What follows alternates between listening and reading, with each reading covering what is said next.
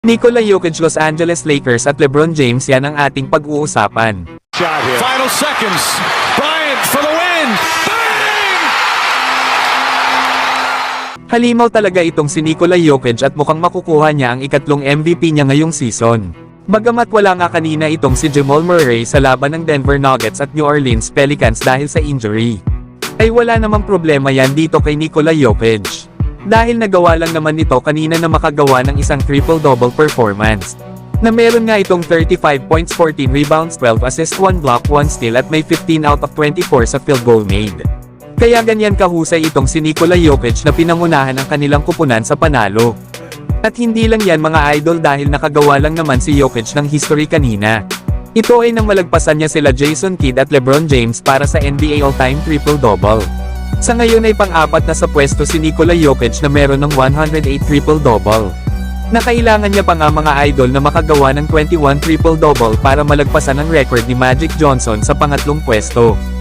Habang namunguna pa rin dyan itong si Russell Westbrook na may 198 triple-double. Pero kayo mga idol, ano ang masasabi nyo sa achievements na ito ni Nikola Jokic? Samantalang bad news naman ito sa Los Angeles Lakers. Dahil sa ngayon ay nasa below 500 na sila sa standing sa West. At nasa pang-10 pwesto naman sila na may record na 3 wins at 4 losses matapos silang matalo kanina ng Miami Heat.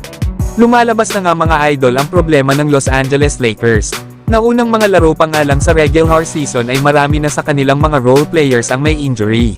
Na bagamat bumalik na sa lineup ng Lakers itong si Taurean Prince, ay nagkaroon naman si Davis ng injury sa naging laban nila sa Miami Heat. Pero ang good news ay willing at ready pa rin daw ito maglaro sa kanilang next game laban sa Houston Rockets. Sa ngayon ay 5 pa sa mga players ng Lakers ang hindi pa sigurado na maglalaro laban sa kanilang next game. Kaya ito nga yung iniiwasan ng Los Angeles Lakers, kaya sila kumuha ng mga mas bata at maaasahang mga players. Para sana magawa ni LeBron na hindi masyado magamit pagdating ng regular season. Kaya binalak ng Lakers na bawasan ang playing time ni LeBron sa below 30 minutes per game. Ito nga sana ay para manatili itong healthy at fresh pagdating ng playoffs. Pero paano ba naman yan gagawin ni LeBron kung nahihirapan ang kanilang team na manalo? Isa pa ay madami din sa kanilang mga players ang may mga injuries pa. Kaya kapag si LeBron o Anthony Davis man lang ang mawala sa Lakers, ay panigurado na pahirapan sa kanila ang makakuha ng panalo.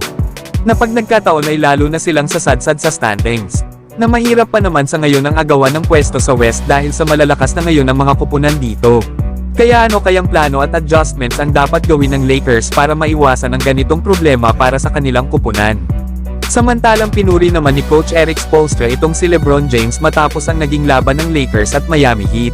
Napahanga na nga lang si Erik Spoelstra sa performance na ipinapakita ni LeBron sa kabila ng kanyang ika-21 season sa NBA at malapit na mag-39 years old. Ay nagagawa pa nga rin daw nito ang mga bagay na hindi na kayang gawin ng ibang tao. Kaya credit daw sa work ethic ni LeBron kahit hindi ito na pag-uusapan ng iba. Lalo at hindi nga daw sinasayang ni LeBron ang pagkakataon na sayangin ang kanyang talent. Na ito daw ang pinaka-talented na player sa NBA para kay Erik Spoelstra. Kakailanganin nga daw na i-commit ni LeBron ang buhay niya sa larong basketball para magawa ang ganitong mga bagay. Kaya matatawag niya daw si LeBron na isang alien. Yan nga mga idol ang mga sinabi ni Erik Spoelstra. Na 4 na taon nga silang nagkasama noon ni LeBron sa Miami Heat simula 2010 hanggang 2014. At nanalo nga din sila dito ng 2 championship sa pangunguna ni LeBron. Kaya hindi talaga maitatanggi kung gaano kahanga-hanga ang ability ni LeBron sa kabila ng kanyang edad. Na hanggang sa ngayon ay patuloy pa rin itong nagdo-dominate sa NBA. Pero kayo mga idol, ano ang masasabi nyo digo kay LeBron? So hanggang dito na lang tayo mga idol. At huwag nyo naman kalimutan mag-subscribe bilang pagsuporta.